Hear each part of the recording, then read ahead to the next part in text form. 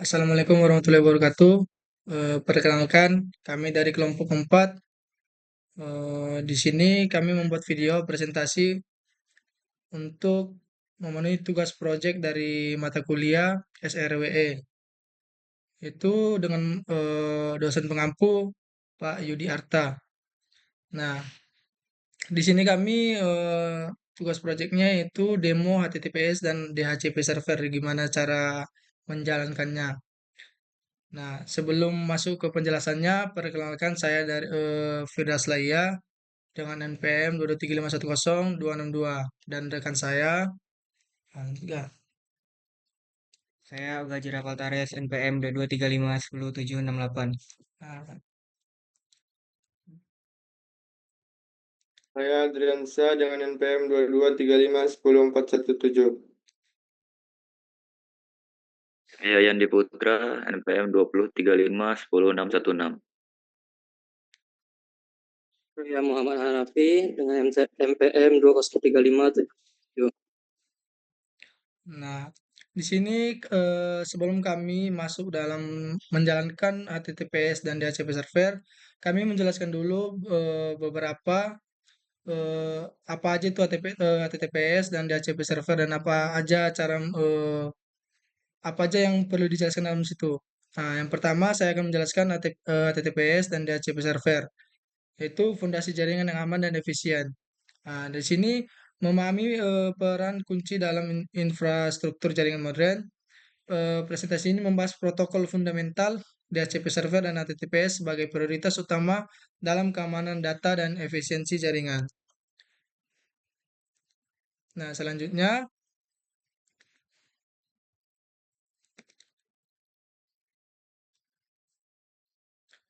di sini ada memahami HTTPS dan DHCP server, yaitu yang pertama ada keamanan data penting. Nah, dalam era digital, perlindungan data menjadi prioritas utama untuk organisasi dan individu. Kemudian ada koneksi efisien, yaitu protokol ini memastikan berbagai perangkat dapat terhubung dengan aman dan efisien. Nah, selanjutnya ada peran DHCP server, di mana DHCP server ini otomatis mengkonfigurasi alamat IP, mengurangi beban administrasi jaringan. Dan selanjutnya di sini ada mengapa HTTPS berguna, yaitu mengapa HTTPS berguna yaitu mengamankan komunikasi informasi antara pengguna dan situs web dan menjamin kerahasiaan data. Nah, penjelasan selanjutnya akan dijelaskan oleh rekan saya. Baiklah, selanjutnya pengertian DHCP server. Memahami fungsi dan peran server DHCP dalam otomatisasi jaringan. Pertama, definisi DHCP. DHCP adalah protokol jaringan yang memberikan alamat IP dan konfigurasi jaringan secara otomatis. Kemudian yang kedua, fungsi utama server DHCP. Server DHCP menghilangkan kebutuhan konfigurasi IP manual yang memakan waktu dan rawan kesalahan. Kemudian yang ketiga, manfaat DHCP yaitu memastikan alamat IP terkelola dengan baik sehingga perangkat dapat terhubung ke jaringan efisien.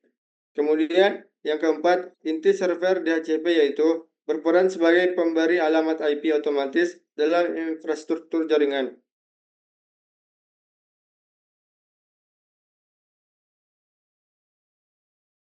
Analogikal DHCP, memahami peran DHCP dalam jaringan. Tanpa resepsionis, bayangkan hotel besar tanpa resepsionis, di mana setiap tamu harus mencari mengatur alamat IP sendiri. Peran DHCP. DHCP berfungsi sebagai resepsionis yang memberikan alamat IP dan konfigurasi jaringan secara otomatis kepada perangkat.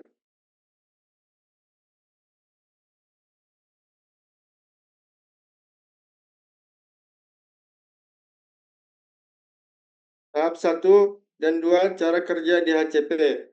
Memahami dua tahap awal dalam proses DHCP untuk mendapatkan alamat IP.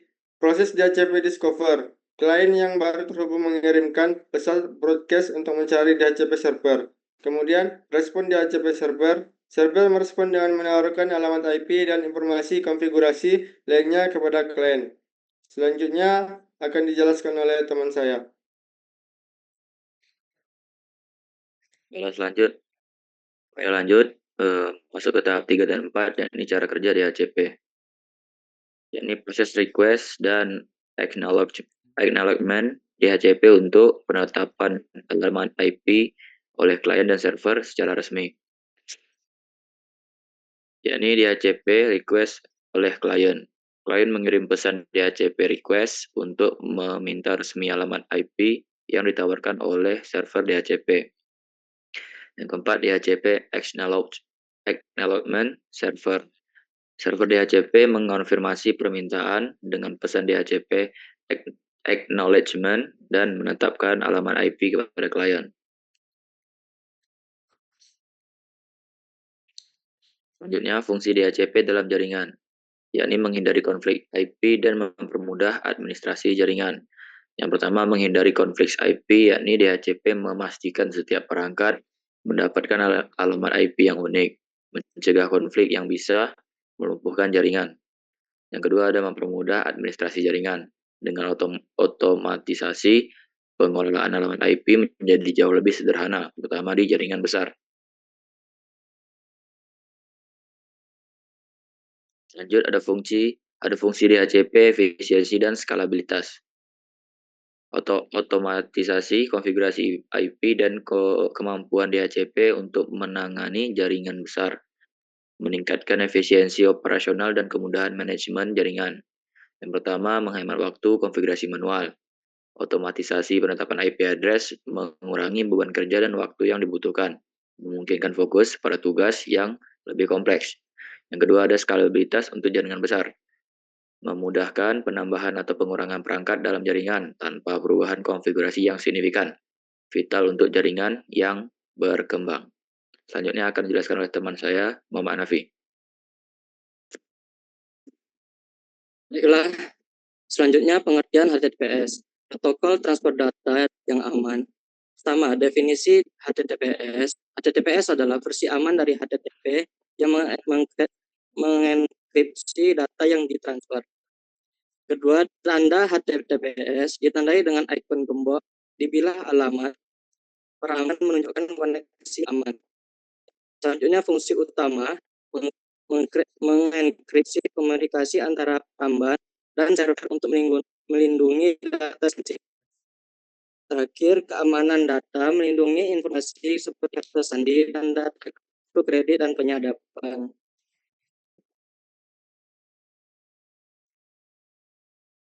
Selanjutnya, perbedaan mendasar HTTP dan HTTPS dalam keamanan. Penjelasan perbedaan utama protokol HTTP dan HTTPS dalam hal keamanan komunikasi. Pertama, HTTP tanpa enkripsi. HTTP adalah protokol transfer data yang tidak mengenkripsi informasi, sehingga data rentan disadap pihak ketiga. Kedua, HTTPS menggunakan SSL atau TLS. HTTPS merupakan versi aman HTTP yang mengenkripsi data dengan protokol SSL atau TLS untuk melindungi data dari pencurian dan manipulasi.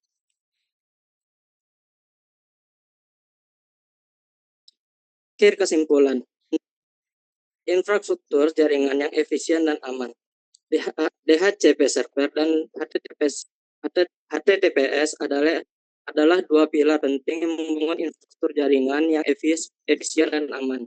DHCP server memudahkan pengaturan IP secara otomatis, menghemat waktu dan mencegah konflik IP. HTTPS mengamankan komunikasi web, melindungi privasi data pengguna dan meningkatkan kepercayaan online.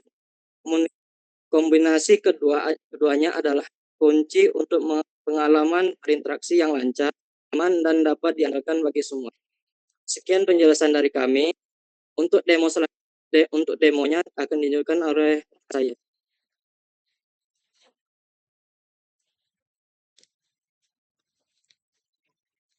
Baik, di sini saya akan mendemokan ke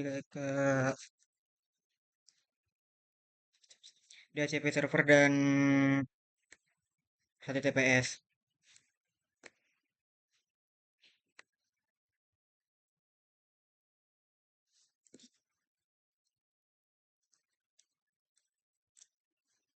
Sini kita login.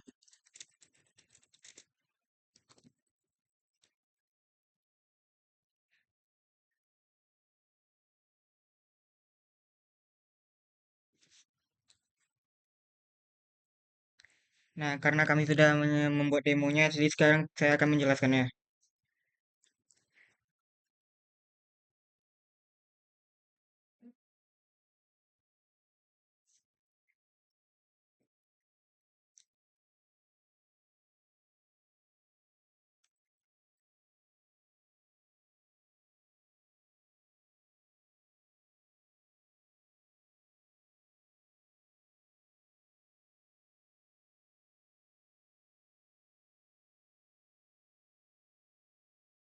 Baik, di sini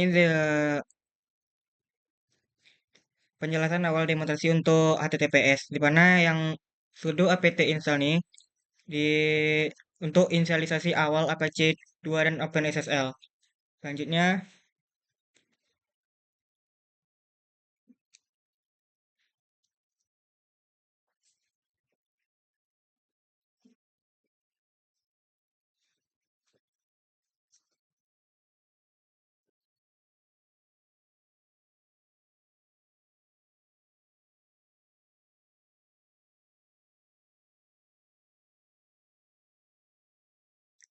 nah setelah di install, maka kita akan melanjutkan dengan sudo install default ESL, di mana kita sudo systemctl restart Apache, di mana kita merestart sistem CTL-nya di Apache yang kita install. Lalu kita membuat sudo nano etc ap Apache sites available default ssl.com, di mana kita membuat directory di Apache 2.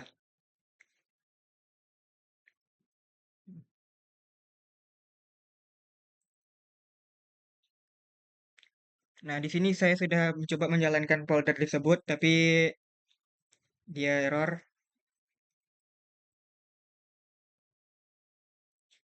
Nah, saya membuat directory baru yaitu etc apache 2 ssl untuk masuk ke HTTPS-nya di Mozilla Firefox. Sudo open ESL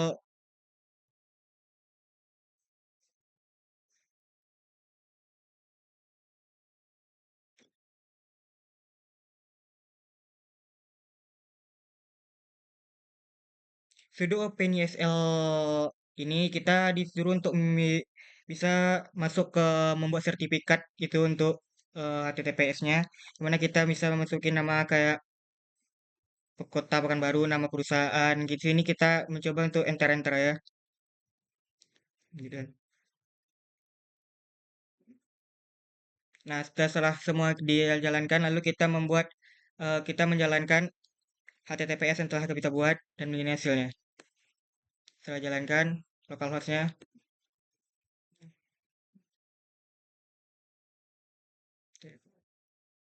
selanjutnya untuk DHCP server, pertama kita melakukan sudo apt install untuk DHCP servernya. Setelah terinstall, kita langsung masuk ke sudo nano DHCP server untuk memasukkan IP-nya. Ini saya coba.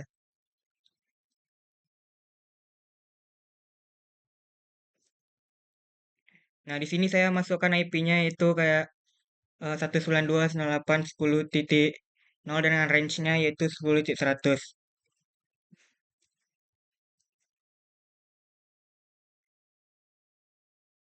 Keluar.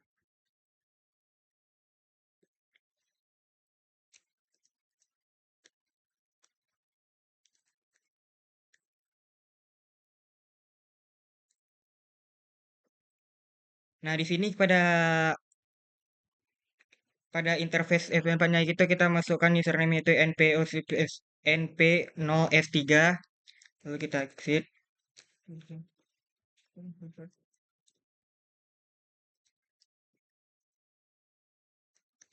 Lalu kita masuk ke kode ISC DHCP servernya.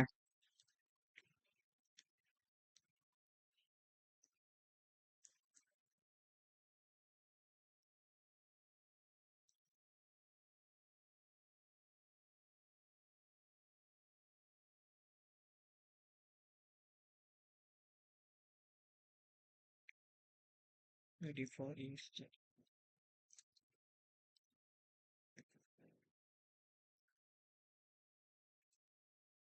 Nah, di sini saya membuat networknya yaitu IP-nya 10 192, 168, 10 sampai 24. Lalu setelah dijalankan, ini kan, lalu kita disuruh untuk masuk ke terminal baru. Kita sudo, lalu memasukkan API-nya. Nah, di sini kita melihat berhasilnya yaitu sesuai dengan IP yang saya buat tadi. 192, 168, 10.24. Dan ini range-nya sampai 24. Baik, sekian dari penjelasan demo tentang HTTPS dan DHCP server saya. Jika lebih dan kurangnya saya kembalikan kepada moderator.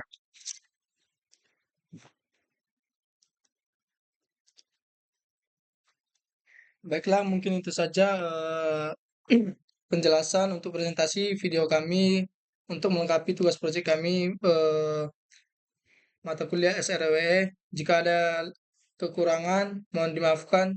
Sekian dari kami. Assalamualaikum warahmatullahi wabarakatuh.